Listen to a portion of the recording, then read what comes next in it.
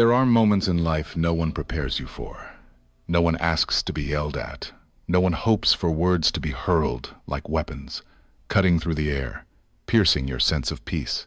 But then it happens. Someone loses control. Their voice rises, the room shifts, and you are standing there, caught in the middle of it. The only question is, what will you do? Most people were never taught how to stay calm when others are not. Most people were handed emotion but never given the tools to handle it.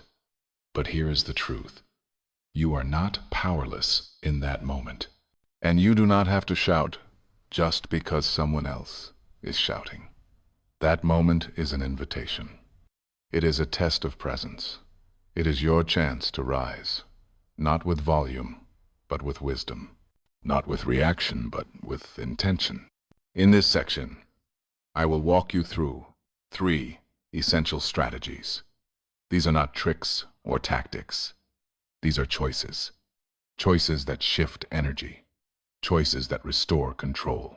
Choices that remind the room who is grounded. First, you will learn how to bring the other person's voice down by not raising your own, not by force, but through presence. Because calm is contagious. And when your energy stays centered, theirs begins to follow. Second, you will learn how to insert time into the conversation. Because speed fuels fire, time diffuses it. A moment of breath can make the difference between regret and wisdom, between reaction and resolution. Third, I will give you powerful phrases, not long speeches, just small shifts in language that unlock peace. Phrases that calm instead of confront. Words that connect instead of clash. This is not about being right. It is about being rooted. It is not about overpowering. It is about standing still when everything else is spinning. Because when you stop trying to match their chaos, you begin to change the entire rhythm of the room. Are you ready to lead in the middle of the storm? You do not need to be louder. You need to be clearer. You need to be calmer. You need to be still enough to show the difference. When someone raises their voice, our instincts tell us to rise with them. It feels natural. It feels necessary. As if the only way to be heard is to get louder. But that is not power. That is panic, dressed as control. And it leads nowhere but deeper into conflict. What we often forget is this. The loudest voice is not always the strongest. It is simply the most unsettled. Yelling is not clarity. It is a signal of chaos. And if you meet it with more noise, you are not resolving the tension. You are amplifying it. Think of a room filled with loud music. No matter how clearly you speak, no one hears you. You have to scream just to be noticed. But if you simply turn the volume down, the words return. The connection returns. The understanding begins again. That is what your calm voice does in a shouting match. It turns down the emotional volume so meaning can rise back to the surface. When someone shouts at you, the most powerful decision you can make is to stay at a 1, not a 10, not a 5, a 1, maybe a 3, if the emotions are close, but always lower than them. Not because you are weak, but because you are wise. Staying calm is not about shrinking. It is about standing. It is about being anchored while the waves crash. Because when you do not match their volume, you send a message. A message that says, I am not controlled by you. I do not respond on demand. I choose how I speak. I choose who I become in this moment. There is a subtle truth most people miss. When someone yells, they are often trying to provoke a reaction. They want to feel powerful. They want to feel in control. But when you stay composed, when you hold your voice steady, it unsettles them, because they realize they cannot move you. And nothing is more frustrating to someone trying to provoke you than your refusal to be moved. Over time, they start to mirror you, not consciously, not intentionally, but instinctively. Humans mirror what we see. If you shout, they shout louder. If you slow down, they start to slow too. That is how tension begins to fall. Not through force, but through emotional leadership. But staying quiet is not easy, especially when you feel hurt, especially when every part of you wants to fight back. That is why this is not just about communication. It is about identity. It is about knowing who you are even when others forget who they are. When you hold your peace, you are not just managing the moment. You are shaping the future. You are choosing not to let one reaction destroy a relationship. You are deciding to protect your power instead of giving it away for a quick emotional release. Imagine being in the middle of a conflict and choosing to conserve your energy instead of explode. That decision alone sets you apart. It creates a new rhythm in the conversation. And that rhythm invites the other person into a space they did not expect. A space where emotion does not dominate. A space where dignity leads. Because yelling only leaves you tired. It burns through your strength and gives you nothing in return. But calm restores. Calm reclaims. Calm wins. In ways yelling never could. And if you ever doubt the power of staying at a 1, just observe any argument you have ever been in. The yelling ends eventually. It always does. And what are you left with? Exhaustion. Regret. Silence that feels heavier than the words that came before. But when you stay calm, that silence becomes peace. It becomes resolution. It becomes proof that you are not here to react. You are here to lead.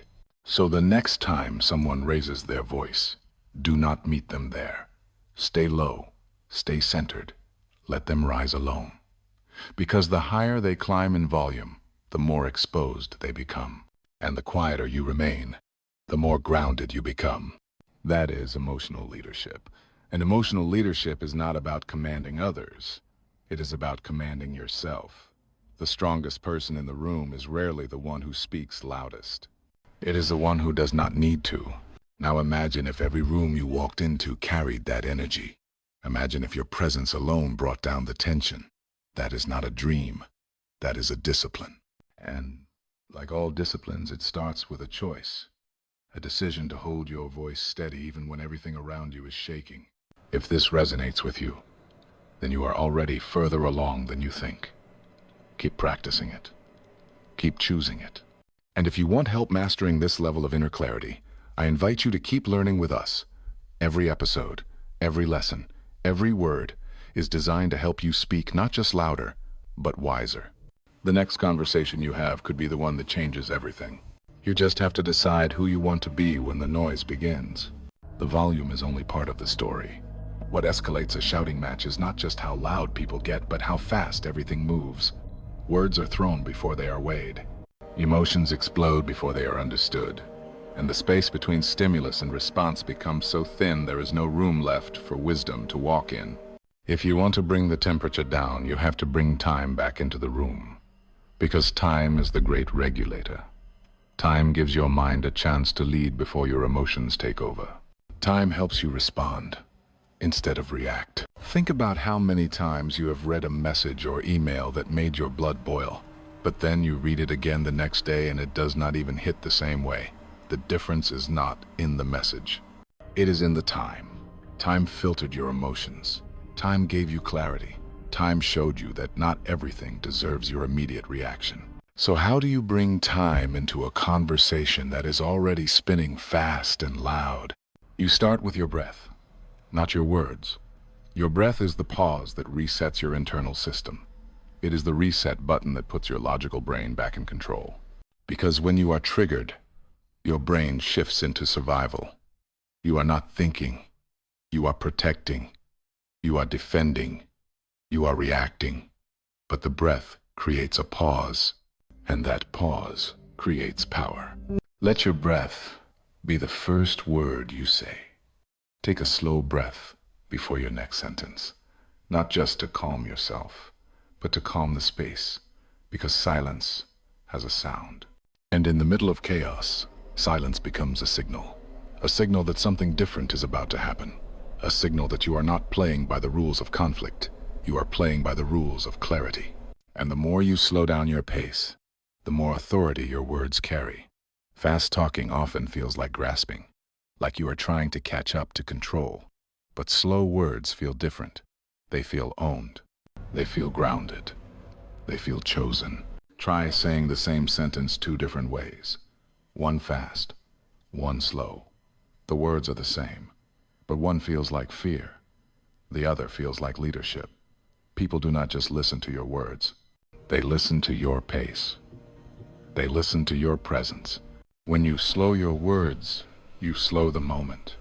And when you slow the moment, you widen the space between emotion and response.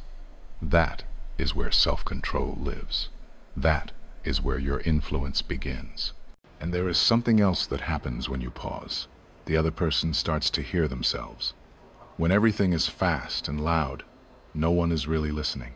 But when you get quiet, the echo of their own words starts to reach them. And often, that alone begins the shift. They start to come back down. They start to mirror your tone.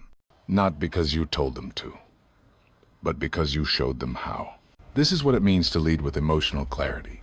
It is not about having all the answers. It is about creating enough space for better answers to emerge. And sometimes, the space you need is not measured in minutes. It is measured in moments. A deep breath, a calm tone, a slower sentence. You do not need a script. You just need awareness and the courage to not let urgency hijack your intention. So when the room feels heavy and the voices get fast, do not rush to speak. Rush to pause, because in that pause, everything begins to shift. Your words become intentional. Your posture becomes steady. And the person in front of you begins to feel something they may not know how to describe, but they know it matters. They know it changes things. And it does. Because every calm response is a seed that grows into trust, into understanding, into influence, not by force, but by example.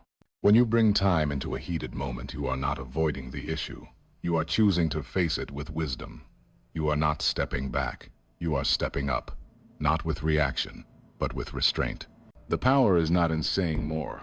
The power is in saying the right thing, the right way, at the right pace. That is what the pause gives you. That is what the breath protects. So next time the volume rises and the pressure builds, do not be quick to speak, be quick to breathe. Because the person who controls the pace controls the direction. Words carry weight. But in a tense moment, they can also carry heat. And the wrong phrase, even if well-intended, can pour gasoline on a fire instead of putting it out. That is why part of emotional leadership is knowing not just when to speak, but how to speak.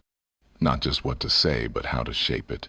Most people think the goal is to get the other person to say yes. Yes to calming down. Yes to being reasonable. Yes to listening.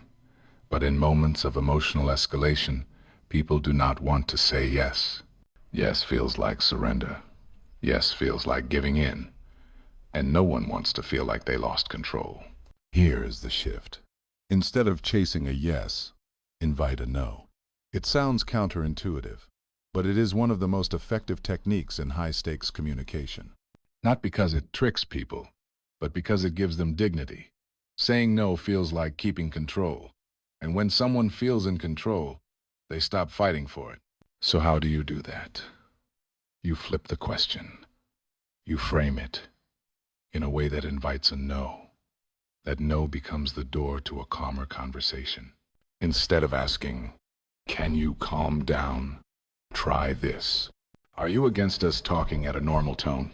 Instead of saying, "Can we just stop yelling?" Ask, "Is it unreasonable for us to have this conversation without raising our voices?"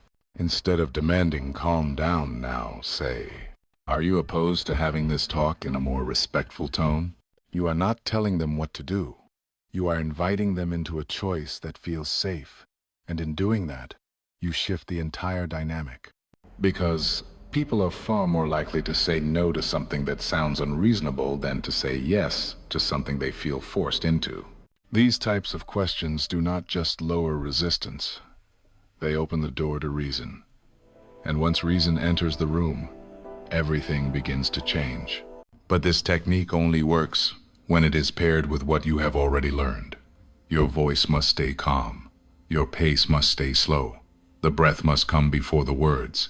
Because the power of these phrases does not lie in the words alone. It lies in the energy behind them. You could use the right sentence with the wrong tone and get nowhere. But when your tone is steady, when your presence is grounded, these questions become anchors. They settle the moment. They restore connection. This is not manipulation. This is leadership. It is choosing language that honors both you and the other person. It is refusing to escalate while still standing firm. It is holding your boundaries with grace instead of force. And it works. Not always instantly, not always dramatically, but steadily, consistently, quietly. It works because it speaks to something deeper than defense. It speaks to the part of people that still wants to be heard, still wants to be understood, even when they are yelling. So practice the shift. Replace the demand with a question. Replace the push with an invitation. Let no become the pathway to peace. Because in the end, it is not about winning the shouting match. It is about ending it with dignity. And that starts with the words you choose to carry into the fire. Sometimes the loudest person in the room is not the one in front of you. Sometimes it is you. The truth is, we have all been there. We have all had moments when we were the ones raising our voice, losing our temper, letting emotions take the wheel. And in those moments we forget the very things we know to be true. We forget that control is not proven through volume. We forget that clarity is not born in chaos. We forget that strength does not always look like force. Sometimes, strength looks like silence, like breath, like a pause between words that changes everything. And yet, something powerful happens when you are around someone who refuses to match your anger. Someone who stays calm while you are spiraling. Someone who does not take the bait. Their presence holds a mirror to you. And in that mirror, you see yourself more clearly. You start to return to your center. You start to hear your own voice. You start to come back down. This is why everything we have covered is not just about dealing with other people. It is about dealing with yourself. About leading yourself when your emotions want to lead you. Because the shouting match may happen on the outside, but the real war is always within. So be the one who chooses calm. Be the one who chooses breath. Be the one who knows that the most powerful voice is the one that does not need to shout. It will not always be easy, but it will always be worth it. Because you are not just managing conflict, you are mastering peace. You are not just changing a conversation, you are changing your character. And if this message has stirred something in you, do not let it end here. Keep building, keep learning, keep practicing. Because your next conversation could be the one that brings healing, that builds trust, that breaks the cycle. You already have what it takes. Now it is time to use it.